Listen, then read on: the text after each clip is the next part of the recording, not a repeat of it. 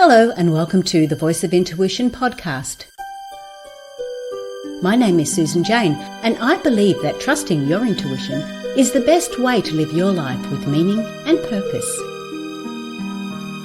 Each week you will hear about how you can connect, develop and trust your intuition through the wonderful array of guests we have on the show and my own personal experiences. Join me to understand how your intuition can guide you towards a life full of meaning and loving purpose.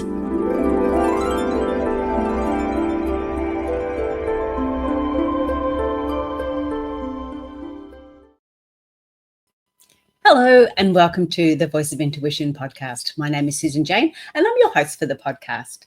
Now today we're talking about protecting and projecting your energy with intuitive practices. Now, this is all about protecting your energy, but there's times there when we actually project our energy to protect our energy. And I'm going to go through all that in a minute. But I do have to give you a little word of warning in this podcast, because this is going to give you a little bit of an example. So we're going to actually run through them. You're going to have some exercises to do. So be mindful if you are driving in the car or things like that.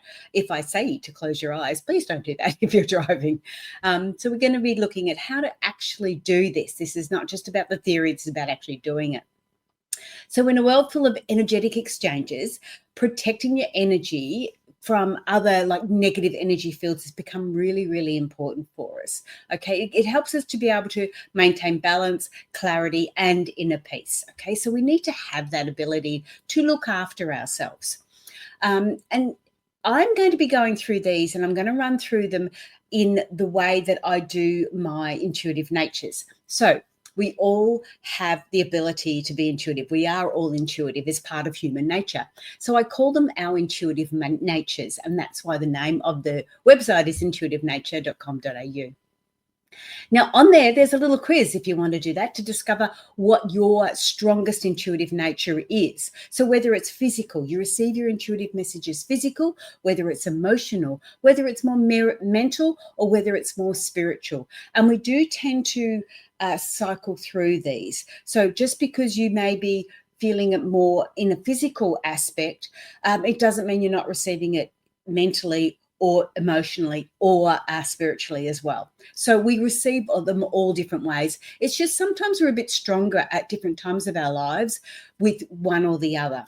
Now, I went through a strong mental aspect. So physically, when I was younger, I noticed it physically and emotionally. And as I got older, I noticed it a lot more mentally. And mentally got a little bit confusing because you just wasn't sure if it was you thinking those thoughts or were you getting these intuitive messages. And then spiritually is a lot deeper. It's a lot more profound, I guess, in some ways. And we still get those. Like I said, we still get those feelings. It doesn't mean that just because your strongest one is emotion, it doesn't mean you're not getting them spiritually as well. So just be mindful of that. What your strongest one is doesn't mean you stay with that. And often I'll use different blends as well to help me get through it. But anyway, let's talk about the protection. Now, we've got 4 types of protection. The instant bubble protection, which is more about your physical intuition when you're receiving physical messages. Your helpers or your guides protection, which is more about your emotional messages.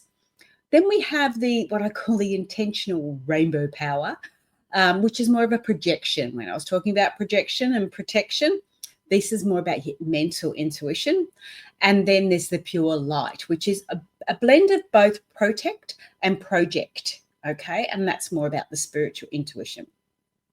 But I want to go back into that instant bubble protection, which is more of that physical intuition. Now, the way I've split these all up is because for me, the bubble is a lot more of a physical nature. So when I'm feeling a little bit uncomfortable, when I'm feeling a little bit unsure of what to do, when I'm feeling almost like you're feeling a bit unsafe, the physical bubble, the bubble is a really good way of protecting yourself there. And again, it's a lot of that's to do with your environment. A lot of that's to do with, where you're at. And that's why I like this one as my physical intuition, my physical barrier. So when you're focusing on doing your bubble protection, it's basically exactly what it sounds like. We create this bubble around us. So in our thoughts, we just create this, visualize this bubble around us. And of course, a bubble has that very strong boundary area or protective area, barrier area. And I always think that the negative energy is bouncing off that bubble. Okay, so the energy can come in, but it bounces off that bubble. And that's protecting me inside. Now, I don't always suggest we use the bubble. The bubble's really good when we're either instant and we're unsure of it, and there's issues there. But it also is a barrier. So it does stop the positive and the negative energy coming to you. So it's not one that we want to do too often. I mean, you do it as often as you like, but don't keep it there for too long. All right. So it's more of that instant protection. I need some safeness, and then you allow it to go. You can also put a bubble on someone else too. Now, I used to bubble my when my children came to visit, I would bubble their car when they left. So it was like a protection around their car. It made me feel safe. It made me feel like they were looked after. And by the time they got home, the bubble just burst. It's gone. They're safe and they're back at home. So bubbling somebody else is good too. Again, it's for a period of time. It's for a short period of time. I mean, if they've got a long drive or a long flight, we can have it for the period of that time. But we don't want to always have bubbles over people, because we don't want people living in that sort of environment. It is an instant protection, an instant way to help us. So again, just sit quietly with yourself and just sort of go, okay, this is my intention. I'm going to bubble myself, or I'm feeling a little bit unsure. Just bubble myself. Please protect me. I just need to have that bubble and know that I've got that protection around me. So that was one way of doing it. I stepped up one more from there, because I used to think I didn't want that full protection, but I was in an environment where there was a lot of negativity and there was still a lot of positivity. So I changed the look of the bubble as I developed and I got an understanding for it. And I made the bubbles like little glass sparkly mirrors, and that faced outwards. And the mirrors were my negative mirrors. And so when negativity hit the mirrors, it bounced back to the person or bounced back to the environment. But when it was positive, it went through the gaps and the positivity could come through to me. Now, again, this was my imagination, but this is what resonated with me. If it doesn't resonate with you, then it's not going to work for you. It has to resonate with you. So if you want to do that protection bubble, do the bubble. That's great. And we've got the beautiful colors going through that. It's all beautiful and soft and easy. And we know that we can just walk through it when we're finished with it. If you want to do the sparkles, if you want to do the little mirrors, whatever it is that protects you, that makes you feel safe, use that. And that's your physical intuition. That's your physical barriers and your physical protection. So that's the physical side. The next one is more of the emotional. Now, the emotional is when I start to call on my angels or my guides or my ancestors or that spiritual realm to come forward to me. Now, I call on them because for me, with this sort of protection, with the emotional one, let me put it this way. The physical barrier is because the physical aspect of me being hurt. The emotional one is about me getting hurt emotionally. And a lot of that can be done further away than close up. People don't have to be close to be hurting you emotionally. People can be doing that online. People can be doing that anywhere, and you can feel the emotional effects of it. Okay, so I tend to call in my helpers in that context, my guides, my spirit allies, my angels, my ancestors, anything like that. Whatever resonates with you, call them in. And I see them, and again, use your own imagination because that's your intuition kicking in. I see them as that little bit further away, a little bit more distant from me. So it's not protecting me here so much. It's protecting me a little bit further away. So that negative energy doesn't even come near me. They can also help if you've got energy in your house. Okay, you can feel negative energy in your house. The spirits, the guides will be able to help you with those. The angels, fairies, whatever you want to call in, they can actually help you with spirit in the house, in your environment as well. So where you're protecting yourself, you feel like you've gone into a bubble. This is a little bit different where you're not in that bubble. You're quite empowered, but you're asking helpers to go in and do that sorting out. Sometimes we get the energies attaching to us. So that the guides and the angels will be able to help you and move them away from you too. So they're not necessarily part of you, they sort of attach themselves to you. So while you're sitting there, you might be sitting down having a little bit of a meditation, a little bit of time out. I actually do this when I'm walking. So I'm pacing on my own, I'm walking, because it's like an active meditation. And I'll call them in. I'll call the guides in. I'll call my ancestors in. I'll call those sort of people in. And I just have a chat with them while I'm walking along. And I'll sort of say to them, hey, can you go back to the house and just check and make sure, it's clean there. Clean up any messes or get rid of any messes that are there. Now, we can do that and just let it go. Or what I'll often do is run through it and let my imagination, because again, that's my intuition kicking in. We can only imagine if our soul has lived that before or has experienced it before. We can only imagine that, okay? We can't imagine things that our soul hasn't experienced. We can only imagine the things we have experienced, whether it's physically in this body, or on the TV or whatever, or whether it's in other lifetimes. So that's why we always connect with our imagination, because that's from our soul. So again, have a look at that. And often I'll be walking along and I'll be going, okay, all right, there was something over in that corner there. It felt uncomfortable in that corner there. And I'll watch what they're doing. And they might be using a net to capture them. They may be using a jar. They may be just using white light or smoke or anything. It's not what it is. It is that it is being done. So in my mind, in my mindset, in my spirit, I feel that task has been achieved. And by watching it in my mind, I can see that it's been done. So it does sound a little bit airy-fairy, but this is all about our mindset and what we're doing and how we're feeling about it. When you think about it, as a child and things like that, you would have the monsters under the bed and all the rest of it. No, we never saw them. We never...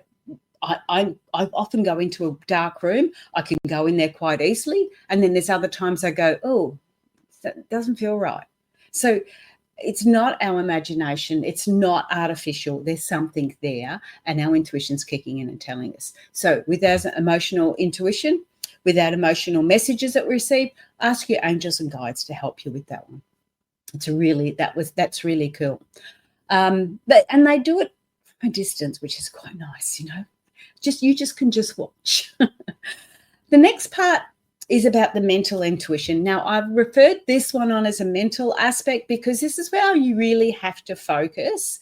The next one I have to focus even more, but this one is a lot about focus, and this is about projection, not protecting. Now, it is about protecting because how I see it in my eyes is when I used to use this, or I still do actually, when I do use it, I've often found it's a person or a place or an environment that I feel uncomfortable about. I first started doing this when I lived on the farm, and the people that lived in the next farm were really quite uncomfortable. Is that the word? Didn't like their energy. Okay.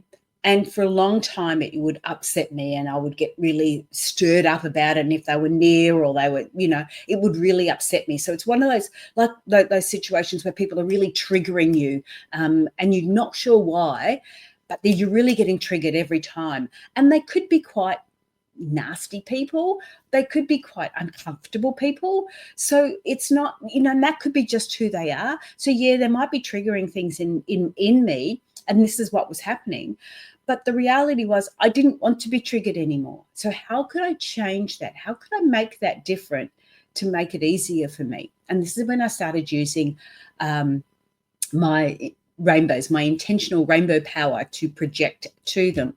So what I would do is I would focus. Now we can do this quietly together if you like. I would focus on, this is where I was sitting quiet because I'm sending this energy a lot further away. So I need to be, I couldn't be doing the active meditation. I need to do more of a passive meditation. So I'd sit there quietly And I would focus the energy coming in through my crown chakra and filling me. Always fill yourself before you do anything else. Always fill yourself so you're full of energy. Then you can give without draining.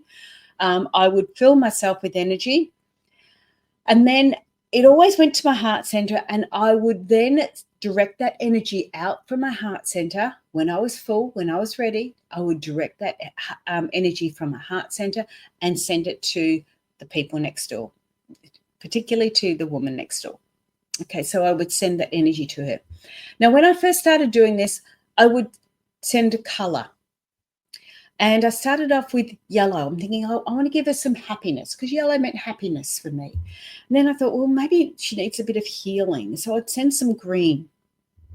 And then I thought maybe she really needs a bit of love, because love sort of fixes everything. So I'd send some pink. And it got to the stage where I went, I really don't know what color to send. And am I deciding what she needs, or should she be deciding what she needs? So if I start sending her rainbow energy, she can use whatever she wants, take whatever she needs, and hopefully make herself feel more happy, more empowered, more at peace with who she is and what she is. So that's sort of where my head went. I need to be doing more of this rainbow, because I don't want to be the one who's making those decisions. I want her to be able to receive what it is that she needs to receive. And if she doesn't want to receive it, so be it. You know, that's if she's got a bubble up, mate, she's not going to get it.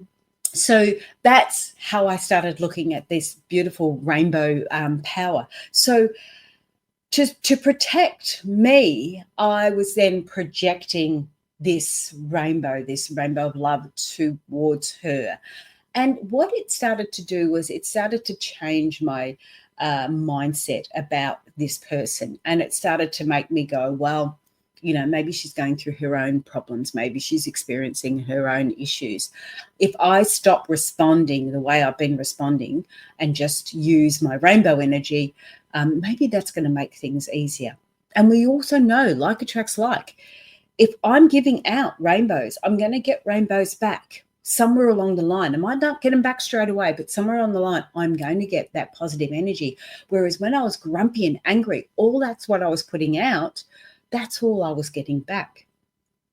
So I started doing this rainbow energy, and I noticed that she didn't come around and be so annoying all the time. Things started to really change. So her life started to change. And it was always particular, because I knew things could change, but my thoughts kept on going, all right, rainbows, just do rainbows.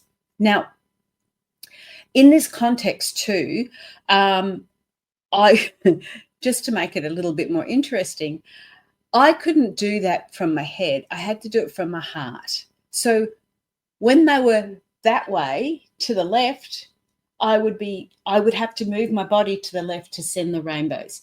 If they were to the right of me, I would turn my body to the right and make sure I was doing direct in line, heart to heart or heart to person, because that made me feel like they were getting the full spectrum of the colors. Okay, so again, if this doesn't resonate with you, you may want to send glitter to them. You may want to send something else to them. But when you're sending something positive in that context, what you're doing is you're projecting a positive attitude, a positive mindset, and you're projecting love and things like that, which then protects you in the long run. You're starting to protect yourself in a proactive way. Very similar to when we look at workplace health and safety. We do these things to protect ourselves later on. So we're projecting things that we need to do to protect ourselves later on. So again, and I mean, look, let's face it, two wrongs don't make a right. If I'm starting to send positives, I know that, that's going to be better than me sending negatives, because I know two negatives aren't going to make a positive. So we need to make sure we're putting forward what we want to receive back. Okay, that's our mental projection for protection. Okay, the last one. How am I going for time? Hang on, I've got to move my little notes. I'm going for time pretty good. Now, the last one is the biggest one. And this one, This is all about spiritual intuition, spiritual intuitive messages coming through. This one can be the easiest if you're a spiritual intuitive. This could be the easiest one to do, and you would sort of go, why would you do anything else? However, I have again used a few different ones at a few different times, but this is my go-to, my strongest one. Now, the white light is so pure. White light, darkness cannot penetrate white light. Okay, you can walk into a room, you can flick a switch on, darkness goes, you've got light. But you can't walk into a room, a light room, and switch a dark switch on. Sorry, you can't flick a dark switch on. Darkness takes a while to get there. So you'd have to pull down all the blinds and you'd have to cap up all the holes and all the rest of it. So darkness takes a while to create and collect. You won't find that you won't necessarily notice darkness or dark spirit or anything like that straight away. It takes a little while for you to sort of go, hang on, something's not quite right here. They can be quite sneaky. Sneaky is the word. All right. It takes a little while for darkness to build up. Now, the problem with darkness, as in dark spirit, dark energy, dark areas, the problem with that is they can actually also give us this false sense of comfort and control. All right. We've got control because we can pull those blinds down and we can make the room dark. So we've got a bit of control there. We've got a bit of comfort because we're pulling all those down because we want to watch a movie and we cuddled up in a little blanket. So we've got this sense of comfort and control. So when you're starting to get dark energies around you, you can get this sense of comfort and control.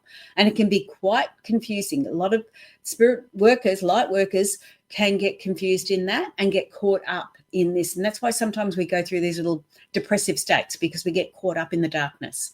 And it does give us that sense of comfort, because a lot of the times when you're going forward, you don't know where you're going forward. It can be quite fearful when you don't know where you're going. So staying back in the darkness can sometimes be, well, what did they say? It's better the devil you know than the devil you don't know. This is where we can get this false sense of comfort and control. So with white light, it is really, really important that we are in this very strong spiritual phase, that we are actually bringing in pure white light. Now, again, very similar to the rainbows, but this is white light. I bring it in from above and it comes straight down in through my crown chakra. Now, I can say I bring it in from above. My intention is it comes from my higher self. My intention is it comes from my God. My intention is it comes from the greater consciousness. My intention is it is pure. It is absolute pure love. That is my intention. Now, making that my intention keeps away everything else. This is pure white light. Nothing can beat pure white light. Okay? I bring that in, and I bring it in strong, as big as I can into that crown chakra. I bring it in really, really deep. So I could be sitting there in a very, very quiet meditation. If you can close your eyes for a few minutes, not if you're driving, please, but you can think about it while you're driving, and you can visualize this solid white light coming in through your head, coming straight down into you, and you know it's good, you know it's pure, you know it's from direct source, you know it's everything positive. And when you get that feeling, when you get that understanding, I want you to bring it all the way into the body and start to fill up your body. If it means starting from your feet, start from your feet. If you want to go through your chakras, start with your base chakra and fill your feet, but fill your whole body with white. And you don't go any further until your body is full of white. Now, if you're struggling to get there, practice bringing that light in. Practice and practice and practice. Once you get that light in nice and strong, practice filling your body up. Fill it completely. See your fingers all white. See your brain all white. See your heart white, your feet white, your toes white. Everything needs to be white inside. Everything needs to be clear. This is a great one for if you've got any illnesses or any injuries, focus on those areas. If you're having trouble with Oh, I know, I'm having trouble with hot flushes. I'm going to focus on those areas that could be creating that. And I'm going to soften them. I'm going to take away the inflammation. I'm going to take away any darkness that's there. I'm going to gently probe that and move that and change that and adjust that so it all becomes light. And this is how we can make sure we are lovely and filled. This is a part of that healing practice. So every time we're doing this white light, we're actually practicing and healing ourselves as well. It's the most beautiful meditation you can ever have. So when we've started to get this beautiful white light, and as you get better at it, you will be able to do it like that. Okay, straight away you'll be able to do it. It might take you a bit longer to feel yourself, but straight away you'll start to see this white light come through. Once you're completely full, and if you don't get there today, that's fine because you're going to practice. As soon as you're completely full, I want you to focus that white light coming from your heart chakra. Now, I always use my heart because it's the middle chakra. The bottom three are more reliant on the physical aspects of life, and the top three are more reliant on the spiritual aspects of life. The heart is the center, the actual center that brings our physical and our spiritual together. Okay, and that's why that is really important. One is not more important than the other. They're both such a connected area, and they come out through that heart center. And then you send white light out. But first of all, you filled yourself up with white. Once you're filled, then I want you to actually extend that white light out of your body and basically fill up your aura with white light. So you become a big white glowing light. And that's what you can see. That's all you're visualizing is this big white light. Just as they talk about angels, when you see angels and they're just white light, as you would imagine God to be, that's your white light, as you imagine the collective consciousness to be, just a beautiful, pulsating, gorgeous energy, peace-filled energy of white light. Once you've got all that done there, then you can start to direct it again from your heart chakra and you can send it out further. You can fill your room. You can fill your house. You can fill your environment. It takes a bit of doing to practice that, but then you get better and better at it. You become the light worker yourself. And then you send your energy out through your heart chakra and you can send it to people so you can project it to others as well. It is an amazing experience. And as you get better at it, I mean, we're talking about a beautiful meditation at the moment, but as you get better at it, it becomes instant, protect, project, instantly. So come back to the room, come back to your car, come back to wherever you've been. Please don't do it in the car. That is a really good understanding of what this white light can be. Now, as I said, as you get better, you can bring it in really quickly and you can send it out very quickly. You do get used to it. I just wanted to run through very quickly about a time when I had. Now, I had a gentleman come in for a reading, and he was a bit strange. I didn't quite know what was going on there, but I just sort of went, okay. He was a bit different. And when I'm doing readings, I am mindful that I don't necessarily put a lot of protection up because I have an expectation that I'm going to be looked after. So I don't necessarily put a lot of protection up. Like I don't quickly go into a bubble or do this or do that. I don't feel I need to. I feel that Spirit is looking after me. I feel that, collective consciousness, God, whatever you want to call them, is looking after me. So I will only use a lot of these protections and projections when I need to, when I feel like I need something stronger. Okay. And that's because I've done a lot of work in these fields. But this particular time I had a gentleman come in and he was a bit strange and I'm trying to work out what was going on. Now, I did not feel unsafe at all.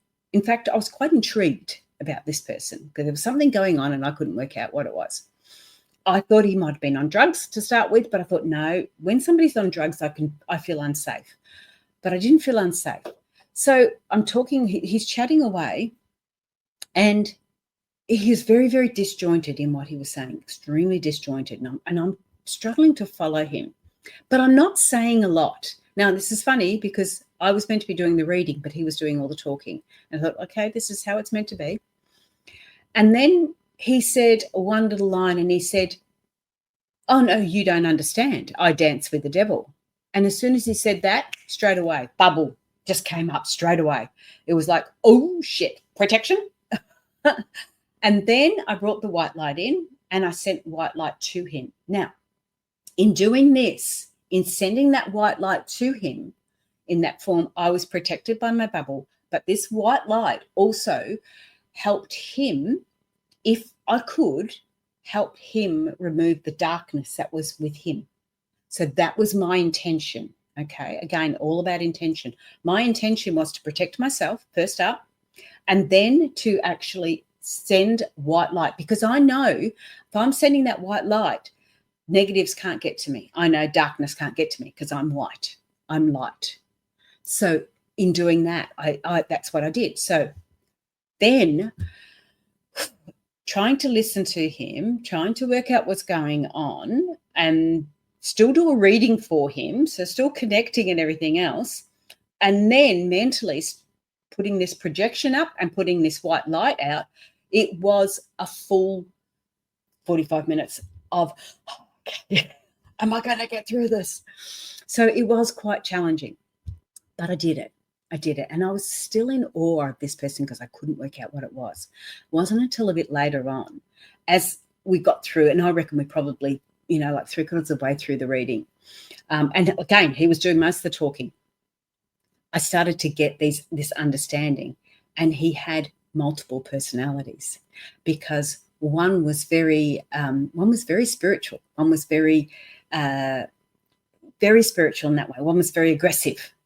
And there was one that was dancing with the devil, and he brought that up a couple of times, and it was quite strange to actually listen to these multiple personalities. Now, I've read about multiple personalities, I hadn't experienced it before, but I've read about it, so I sort of had an understanding of it.